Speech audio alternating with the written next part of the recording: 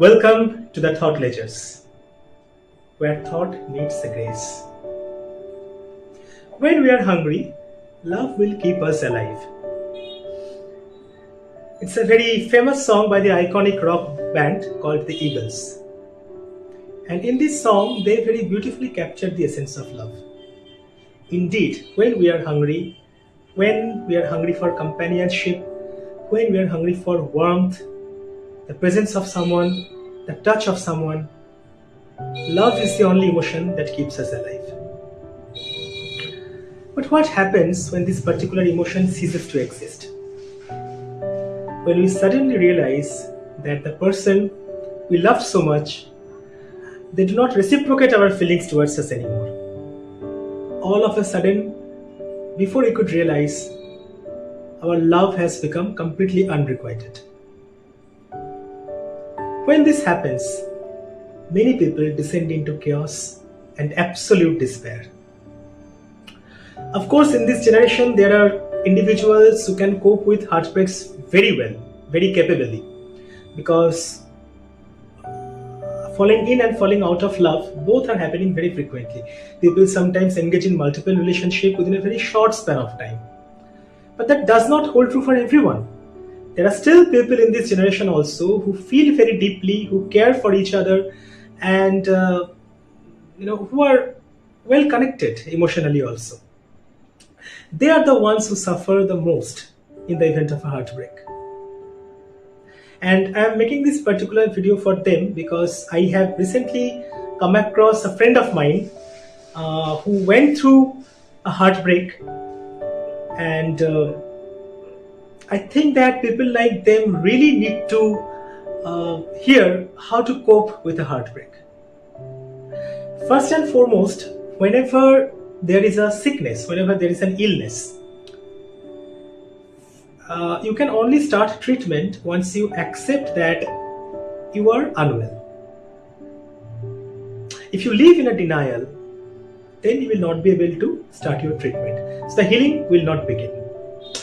Same holds good for heartbreak also. You have to accept the fact that you are not loved by that person anymore.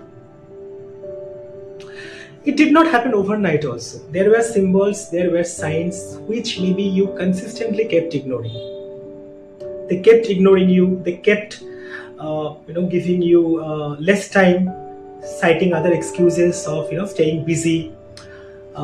Your calls were not answered, your text messages were not replied to, and you thought maybe that person is going through some kind of struggle, some kind of personal problem, and he or she needs some space. But in reality, they had space, just you did not exist in that space for them. Once you realize that, once you accept that, then your true healing begins. It's absolutely fine that somebody does not like you anymore. No matter how much it hurts, there's nothing you can do about it. You cannot make somebody fall in love with you again who had been in love with you and then suddenly they realize that they do not love you anymore. It's very difficult to bring that person back. So don't even try. Let them go. They disconnected from you. Do not bother them with your presence anymore. Instead, focus on yourself.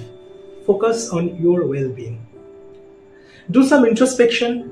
Try to find out, what could have gone wrong. Why, despite your best efforts, that person did not like you.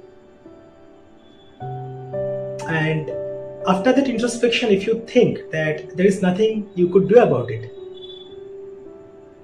then instead you should start valuing your own self.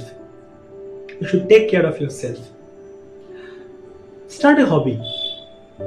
Something that you always wanted to do, but because you are too invested in that relationship, it was always put on the back burner. Go to the gym. Lift that weight. Go to that guitar lessons. Attend that. Learn a new language, work on your skills, improve your presentability. Most importantly, solitude can be extremely painful. Loneliness can really hurt. But in that loneliness, if we listen to the silence, if we listen to our feelings, our underlying emotions. They can tell us things about ourselves that no friend, no companion, no lover can ever do. Self discovery is the first path towards salvation and healing. And in that particular case, I would like to quote a very famous Austrian poet whose name is Rainer Maria Rilke. So he mentions that when a person is undergoing solitude, this is when he discovers himself. Solitude is like the fairy tale dragons, or the demons who were trapped in a castle on the hilltop, and when the dragon slayer, the prince, approaches them, suddenly they morph into princesses, beautiful, charming princess who looked like a dragon.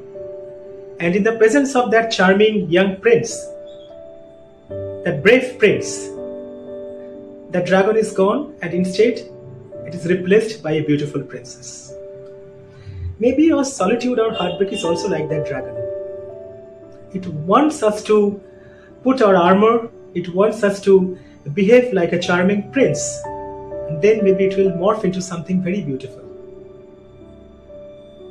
And you never know, maybe love will find you again. But before somebody else's love finds you, it is very important that you find your own love for yourself. So yes, take care of yourselves. Heartbreaks are part of life, but don't let that linger too long. Yes, absolutely. Mourn that loss. You have every right to you have every right to live that feeling of heartbreak also. But don't let that destroy you. Live, discover yourself, find your true worth, love yourself.